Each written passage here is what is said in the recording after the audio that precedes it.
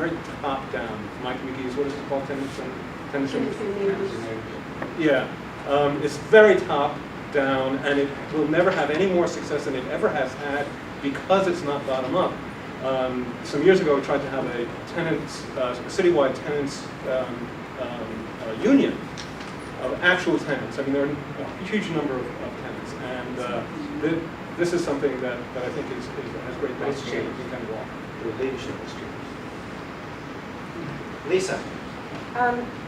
So one of the things that we've been working on has been to actually try to build a neighborhood coalition, and so distinguishing through the Unity Day, which brought together about 10 different organizations.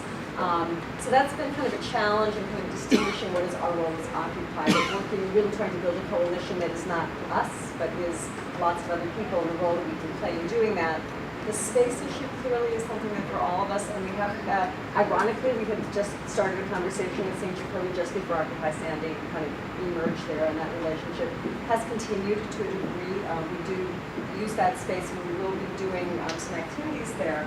And so I think that, you know, and then also in working, I was posing a question, which is working with other struggles like the tenants, the issue of accompaniment versus where the organizers were smart way to tell you what to do.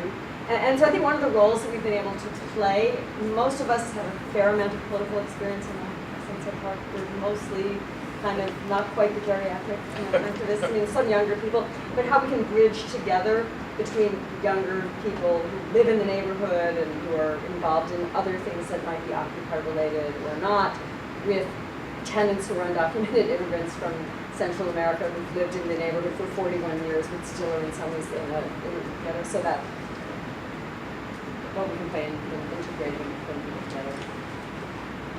together. Jane. I'm sorry, we're almost done, Okay. but maybe right at the end. Jane. Okay, I'm just going to say this up front. I'm so glad I came to this.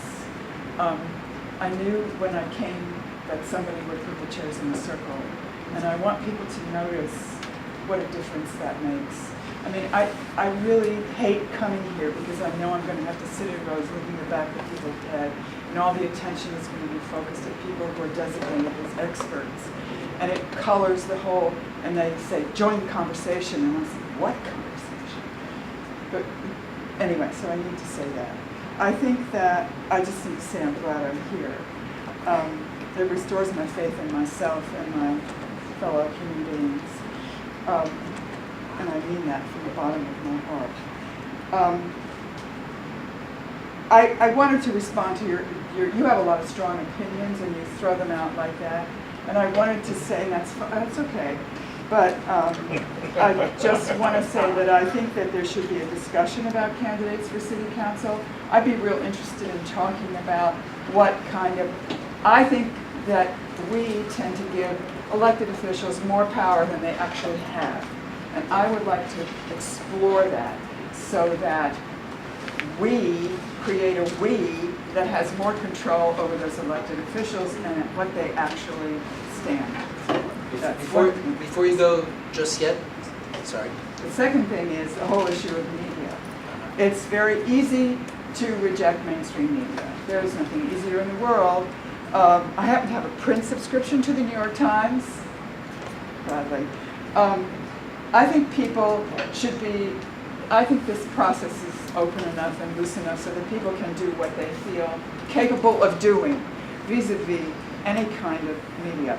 And at the same time, I think that we need to learn to be creatively critical of the progressive press, because the progressive press does not cover this. It will cover Hugo Chavez's death, but they will not cover the process of the Venezuelan Revolution. And anyway, I'm really glad to be here. And I have there's this great article in Times that everybody should read. The headline is, Elite in China, Molded in Part by Tiananmen. It is amazing. By the way, I didn't say to attack the mainstream media, ignore them if they're not paying attention. We to don't us. have to discuss But it anyway, further. Never mind. We can discuss it in a Eleanor future and meeting. Nellie are each going to get a last word, and everyone will be contacted again for a follow-up on this. I think this is going to be up on OccupyAstoriaLIC.org, and I think we should stay here long enough for 2 minutes to take the group picture. We've got 25 people here, and we should feel good about ourselves. You heard what Jane said. She feels very good that she came here. So, Eleanor, sorry for saying, do it in 30 seconds. Last words, Nicholas raised the question of elections. I think if we continue to keep going and we're really doing our work, this is something we're going to have to address as a movement. Because if we don't think the revolution is happening tomorrow, and we are trying to take up real concrete issues on the ground for people in neighbourhoods, what our legislators do is important. And if we don't field our own candidates, then what we're talking about is just putting pressure on the existing legislators. And that is a choice we have to discuss. Are we going to go out and field our own candidates, or are we going to end up putting pressure on the best Democrats in the field? And I'm firmly behind the idea that Occupy should be fielding candidates. Again, Socialist Alternative Group I'm in Seattle, we raised this within Occupy Seattle. We couldn't get an agreement to run an Occupy candidate. We ran our own candidate, a Socialist Alternative, somebody who'd been involved in Occupy Seattle. Her slogan was for the 99%. And she got, not only did she get 30% of the vote, but she got it on the basis of 200 people who weren't members of Socialist Alternative going out and knocking doors and campaigning. These were people from the Occupy movement because Occupy didn't have a candidate. They rallied to the decent candidate that was running. We believe this could be replicated. This is last year. We're running her again for City Council this year. That was for like a larger seat. You know, we're quite optimistic we might actually win, but even if we don't, the point is, on election day, you have somebody actually out there knocking doors and at polling stations saying, we really can challenge this system. This is when ordinary people are thinking about politics, you know, aside from flashpoint moments. Nellie? And summing up, so I believe there was a flyer floated around where someone had proposed a people's assembly, and I suggest that we do that.